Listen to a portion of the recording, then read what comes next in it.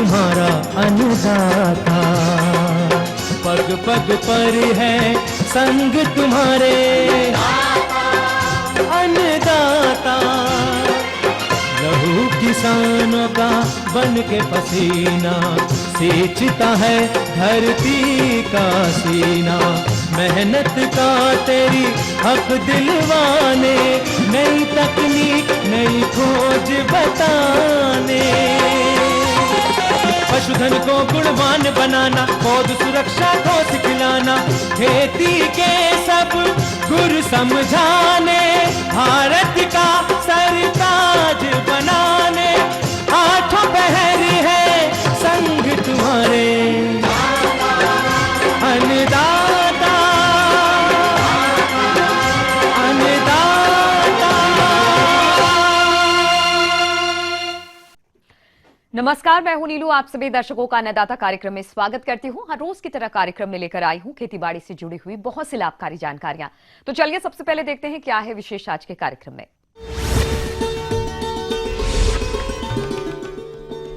अधिक आय हेतु किसान कैसे करें तुलसी की व्यावसायिक खेती।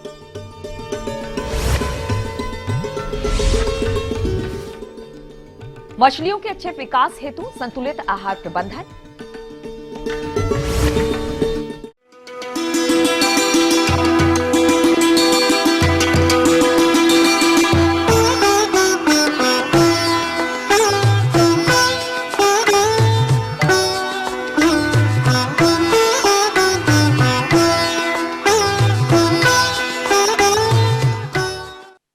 औषधीय पौधों की खेती की बात की जाए तो इनकी तरफ किसानों का रुझान दिन प्रतिदिन बढ़ता जा रहा है और इसी के तहत आज हम बात करने जा रहे हैं तुलसी की खेती के बारे में, जिनकी खेती करके किसान अच्छी आय कमा सकते हैं। अगर आप भी इसकी खेती करना चाहते हैं तो इसकी खेती की उन्नत तकनीक क्या है, इस बारे में जानकारी दे रहे हैं कृषि अनुसंधान केंद्र जिला पटना की कृषि वैज्ञानिका डॉक्टर संगीता कुमारी। तुलसी बहुत ही गुणकारी पौधा है, इसके अनेक फायदे हैं। तो सबसे पहले कि इस जो कफ खांसी है इसमें भी तुलसी का इस्तेमाल किया जाता है और कई सारे कॉस्मेटिक इंडस्ट्री में भी इसका तुलसी का प्रयोग किया जाता है। तो हमारे किसान भाई अगर इसकी खेती करना चाहते हैं तो सर्वप्रथम इसकी खेत की जुताई एक बार गहरी जुताई मिट्टी पलटने वाले हल से कर दे और दूसरी जो 2 से 3 जुताइयाँ जो है 2 जुताइयाँ कल्टीवेटर से कर दे और हर जुताई के बाद पाटा चला दे। ऐसा करने से मिट्टी भुरभुरी बनी रहती है और हमारा पौधा का विकास अच्छी तरह से होता है। जब खेत हमने तैयार कर दिया तो उसी समय हमें खेत को क्यारियों में भी बांट लेना चाहिए। तो तुलसी का जो इसको हम डायरेक्ट बीज की बुआई नहीं करते हैं, इसका जो खेती बीज से ही होता है। तो सबसे पहले इसको बीज को हम नर्सरी में ले जाकर के इसकी बुआई करते हैं। तुलसी की खेती के लिए 1 हेक्टेयर क्षेत्र हेतु अच्छी किस्म का 300 या 400 ग्राम बीज लें। फिर नर्सरी लगाने वाली जमीन की अच्छी जुताई और खाद देकर उसमें 1 मीटर की 8 से 10 क्यारियां 1 हेक्टेयर के लिए तैयार कर लें। क्यारी को जमीन से 75 सेंटीमीटर ऊपर उठाना चाहिए और क्यारी से क्यारी की दूरी 30 सेंटीमीटर रखें ताकि खरपतवार को आसानी से निकाला जा सके। कंपोस्ट हो अगर आपके पास तो अच्छी तरह से उसमें मिला दें और क्यारियों को जो है पंक्तियों में बांट लें और जैसे कम से कम 8 सेंटीमीटर से 10 सेंटीमीटर की दूर पंक्ति होनी चाहिए। और जब हम बीज की रोपाई करते हैं तो इसमें 1:10 के बालू मिला करके करते हैं। इसकी रोपाई लाइन में करते हैं और जब भी हम रोपाई बीज की करते हैं वो बहुत गहरी नहीं करनी चाहिए क्योंकि बहुत हल्का बीज होता है और ये तकरीबन 1.5 महीने में जो है इसका पौधा मुख्य खेत में लगाने के लिए तैयार हो जाता है। और लगाने से पहले इसको जो 15 टन गोबर की सड़ी हुई खाद खेत में हमें मिलाना है और साथ ही साथ जो है नाइट्रोजन की मात्रा 75 किलो प्रति हेक्टेयर और साथ ही साथ फास्फोरस तथा पोटास की मात्रा 40 किलो प्रति हेक्टेयर के हिसाब से उसमें खेतों में मिला देना है। पर हमारे किसान भाई यह ध्यान रखें कि जब हमने नाइट्रोजन की जो मात्रा बताई है वो पूरी मात्रा जब हम बुआई कर रहे हैं उस समय नहीं डालें, एक आधी मात्रा उस समय डालें और आधी मात्रा 1 महीने के बाद डालें।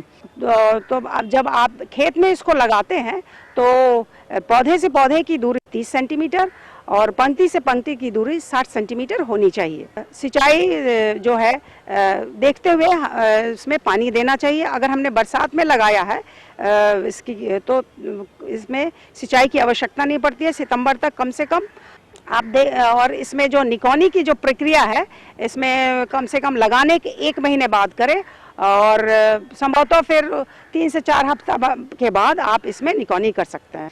तो ये जो हमारा फसल है 3 से 4 महीने में तैयार हो जाता है। और तुलसी का पौधा जब आप देखेंगे कि नीचे की जो पत्तियां पीली पड़ने लगी है और उसमें फूल तथा बीज लग चुके हैं, तो आप समझ लीजिए कि ये फसल काटने के लिए तैयार है। फसल की आप कटाई कर ले और इसका बीज आप थ्रेसिंग फ्लोर पे ले जा करके उसको हल्का से पीट करके आप इसको बीज को निकाल करके सुखा करके रख सकते हैं। फसल की कटाई। तुलसी की फसल में कटाई का बहुत महत्व होता है क्योंकि कटाई का सीधा असर तेल की मात्रा पर पड़ता है। इसलिए जब पौधों की पत्तियों का रंग पूरा हरा हो जाए तो कटाई कर लेना चाहिए। फूल आने के बाद तेल की मात्रा और गुणवत्ता पर असर पड़ता है। कटाई हमेशा ऊपरी भाग में करना चाहिए ताकि फिर से नए शाखाएं और पत्ते आ सके। कटाई हमेशा दराती की मदद से काटना चाहिए। तुलसी की उन्नतशील किस्म जैसे RRLOP है जिसकी 3 बार तक कटाई हो सकती है, जिसकी पहली कटाई जून और दूसरी कटाई दिसंबर और तीसरी नवंबर में की जाती है। इस किस्म की फसल की कटाई सतह से 30 सेंटीमीटर ऊपर से कटना चाहिए। 1 हेक्टेयर तुलसी की फसल से तकरीबन 170 किलोग्राम तक तेल निकल सकता है। आसवन विधि से तेल निकलने के बाद बची हुई पत्तियों से खाद और बची हुई लकड़ी जलाने के काम आ जाती है। तुलसी की खेती करने से प्रथम वर्ष में किसान को 400 क्विंटल और उसके बाद वाले वर्षों में लगभग 700 क्विंटल शाकीय उत्पादन मिलता है। ये थी कुछ उपयोगी जानकारियां। अब लेते हैं छोटा सा ब्रेक, जल्द लौटेंगे और कार्यक्रम में आगे है महत्वपूर्ण जानकारियां। बने रहिए हमारे साथ।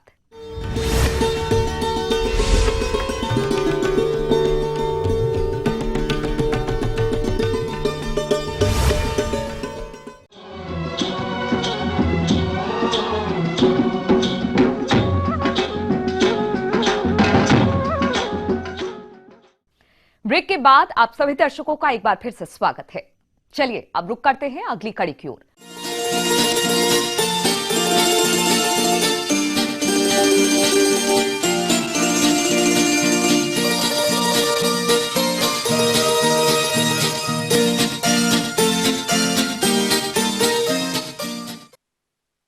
हमारे राज्य के जो किसान मछली पालन कर रहे हैं उन्हें मछलियों के अच्छे विकास के लिए मौसम के अनुसार आहार प्रबंधन करना चाहिए, क्योंकि बदलते मौसम के साथ साथ मछलियों के खुराक में परिवर्तन होता है। और जैसा कि अभी राज्य में धीरे धीरे गर्मी बढ़ रही है, ऐसी परिस्थिति में मछलियों को किस प्रकार का आहार दे, आइए इस बारे में जानते हैं बिरसा कृषि विश्वविद्यालय रांची मत्स्य विभाग के प्रभारी डॉक्टर AK सिंह से।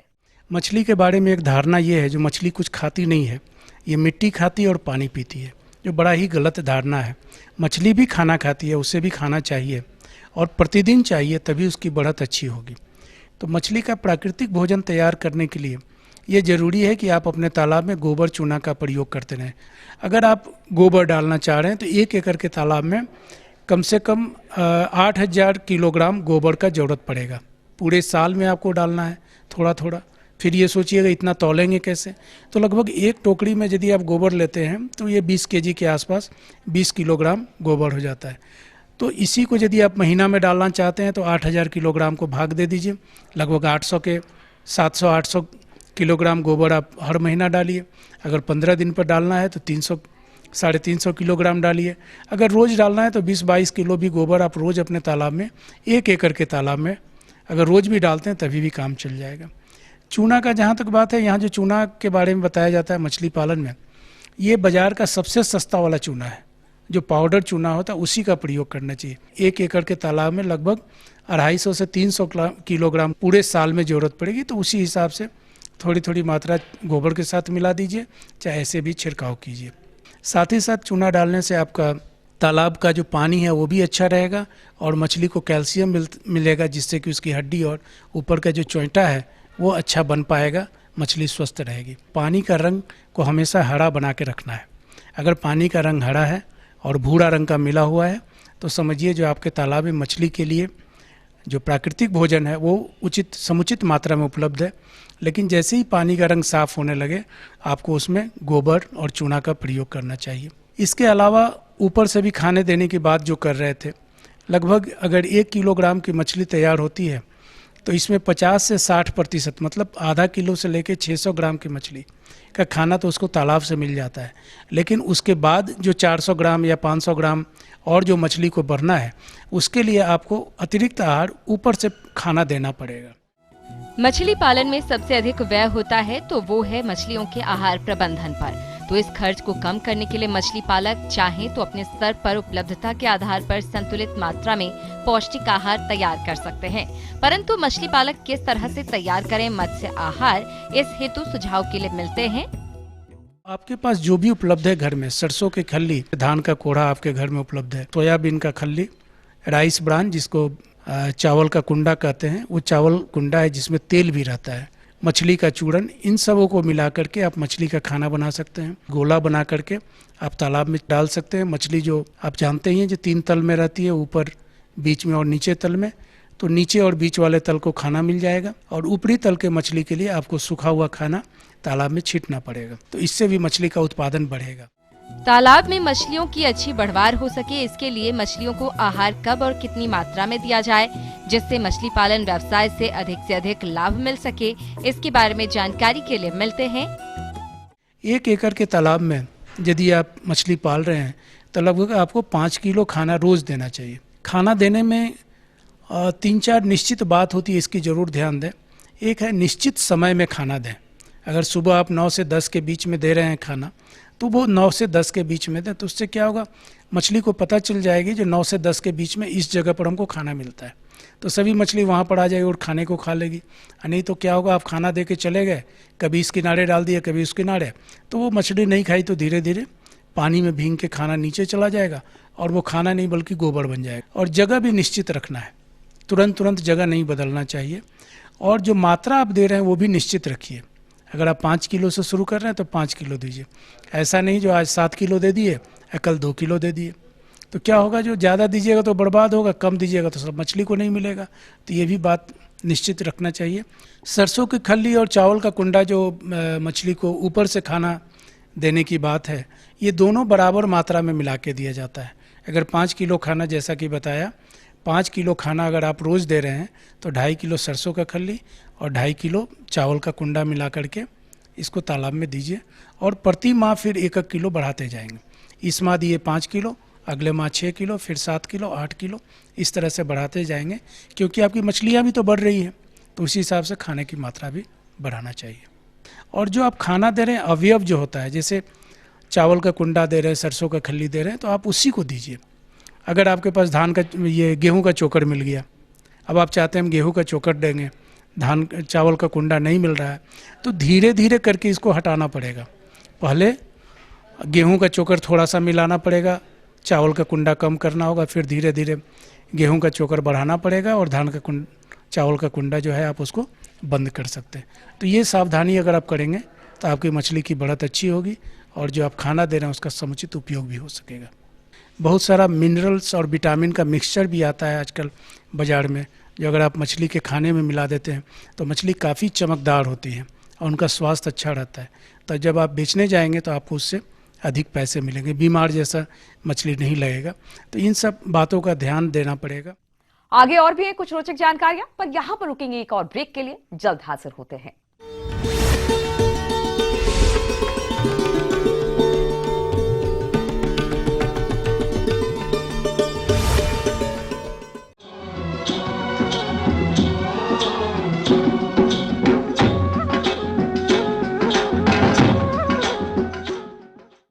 ब्रेक के बाद एक बार फिर से आप सभी दर्शकों का अन्नदाता कार्यक्रम में स्वागत है। बढ़ते हैं अगली प्रस्तुति की ओर।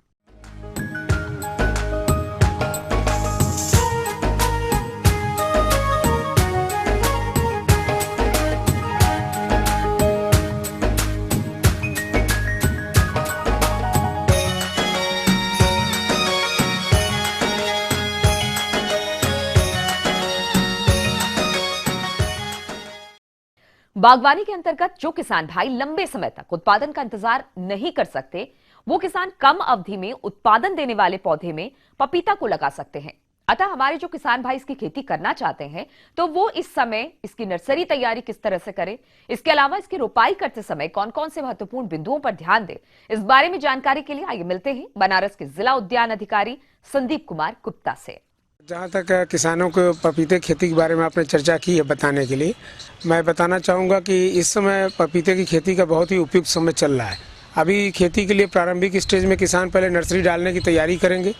अपनी नर्सरी के लिए एक ऊंची अच्छी बेड अपने खेत में बनाएंगे।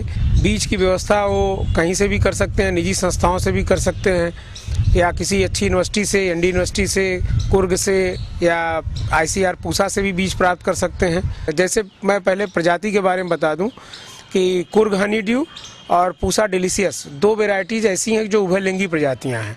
इसमें जो नर मादा का चक्कर होता है वो बहुत ही दिक्कत नहीं करता, और जो स्थानीय प्रजातियां हैं यहाँ पर जैसे कि पूसा नन्ना है, रांची ड्वार्फ है, इन सब में एक लिंगी पौधे होते हैं। इसमें जब भी किसान लगाते हैं तो कहीं कहीं ज़्यादातर सुनने में आता है कि उसमें नर पौधे निकल गए तो किसानों को दिक्कत होती है।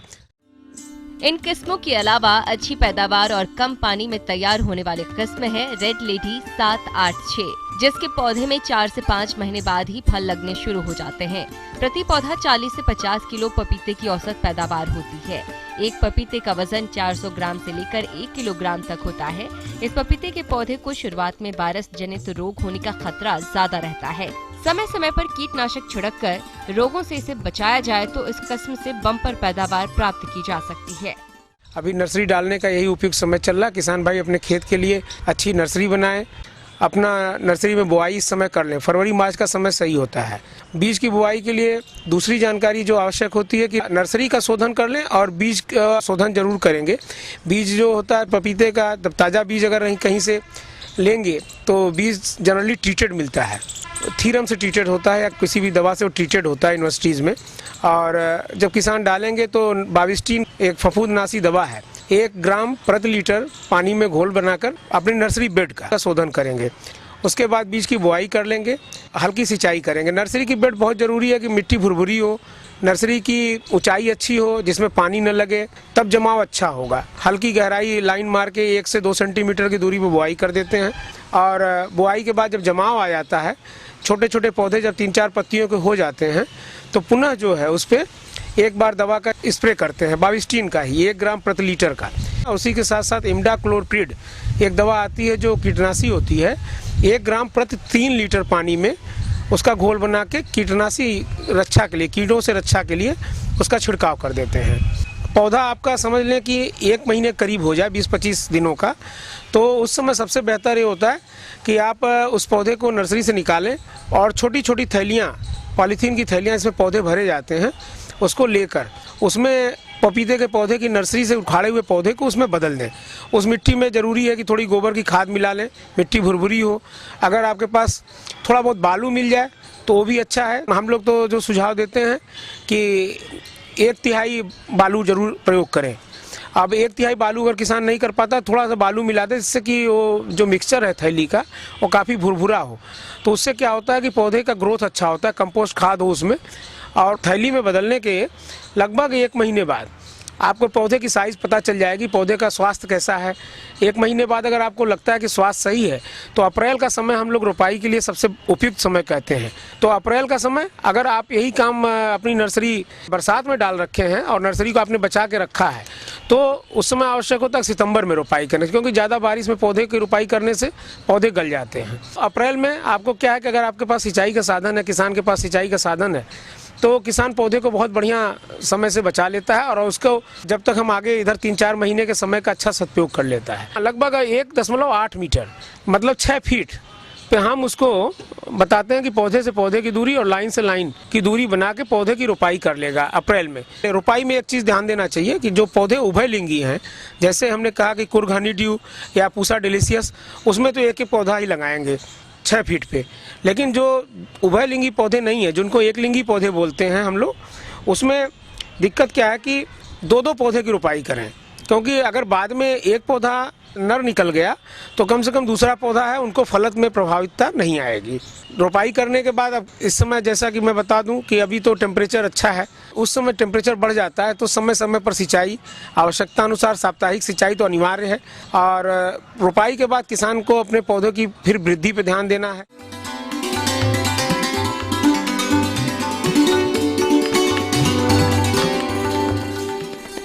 अन्नदाता हेल्पलाइन निशुल्क फोन संपर्क सेवा के माध्यम से आपके द्वारा पूछे गए प्रश्नों में से एक या दो महत्वपूर्ण प्रश्न को हम अपने कार्यक्रम में शामिल करते हैं और इसी के तहत आज का चयनित प्रश्न और उसका जवाब इस प्रकार है। अन्नदाता निशुल्क फोन संपर्क सेवा के माध्यम से पूछे गए प्रश्नों में से आज हमने जिस प्रश्न को कार्यक्रम में शामिल किया है उसे पूछा है ग्राम मुट्टू, जिला रांची के कृषक दिलीप कुमार ने। यह बोरो धान की फसल में किए जाने वाले प्रबंधनों के बारे में जानकारी चाहते हैं। तो दिलीप कुमार जी, आपकी जानकारी हेतु प्रस्तुत है कार्यक्रम का यह अंश। आज हम बोरो धान के विषय में कुछ चर्चा करने के लिए आपके समक्ष प्रस्तुत हुए हैं। बिहार और झारखंड में बोरो धान की खेती कुछ इलाकों में व्यापक रूप से की जाती है। बिहार में जैसे कि पूर्णिया है, कटिहार है और जहां पानी की समुचित व्यवस्था है वहां किसान भाई अभी भी बोरो धान की खेती करते हैं।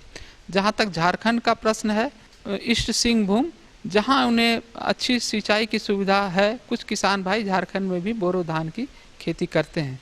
बोरो धान की जो उत्पादक क्षमता है वो खरीफ धान की उत्पादक क्षमता से अधिक होती है। इसका प्रमुख कारण ये है कि प्रकाश संश्लेषण की क्रिया बोरो धान में अधिक होती है, अबाधित रूप से होती है और जैसे जैसे हमारा तापक्रम बढ़ेगा 14 जनवरी या के बाद तो बोरो धान में का विकास भी उतनी तेज़ी से होता है। खेत की का जल जमाव भी कम होता जाएगा। तो सबसे पहले किसान भाई आप ध्यान दें कि आपकी मिट्टी जो है वह खेत जो है पूरी तरह उस पानी भरा रहे, कम से कम संतृप्त अवस्था में जरूर रहे। किसान भाइयों, खेत में पानी एवं नमी के चलते खेत में खरपतवार भी उगाते हैं और यह खरपतवार फसल की बढ़वार में काफी बाधा डालते हैं।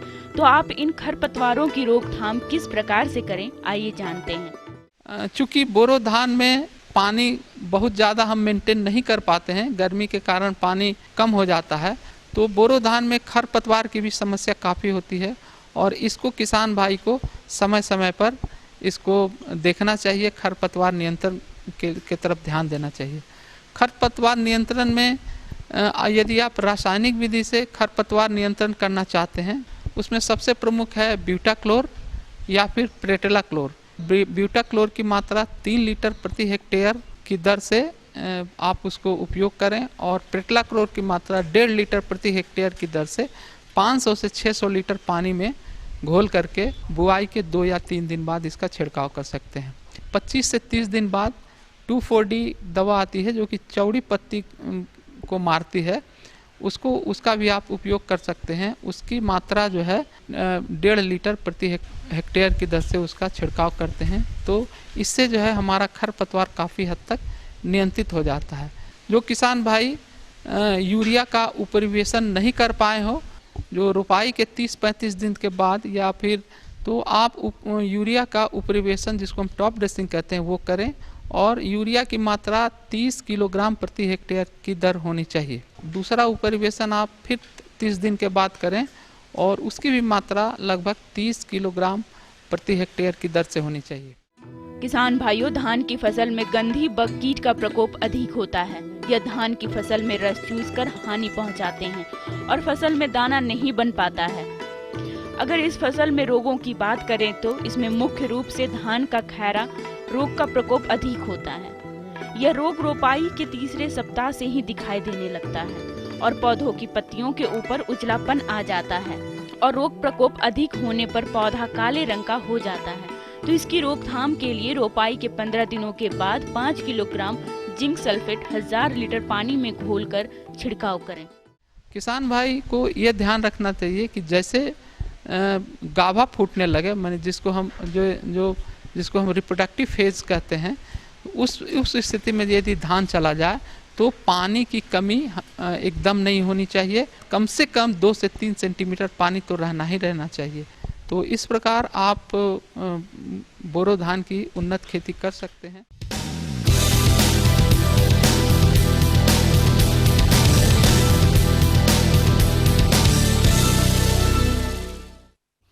राज्य की विभिन्न मंडियों में कृषि उत्पादों के चढ़ते उतरते बाजार भाव की संक्षिप्त जानकारी इस प्रकार है।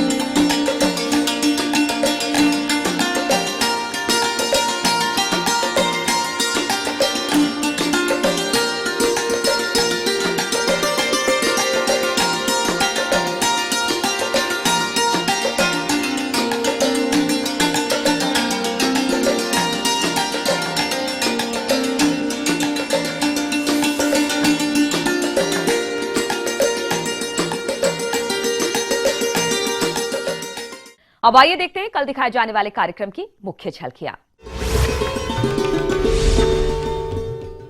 कॉमन कार्प मछली का बीज उत्पादन कर किसान कमा सकते हैं अच्छी आमदनी।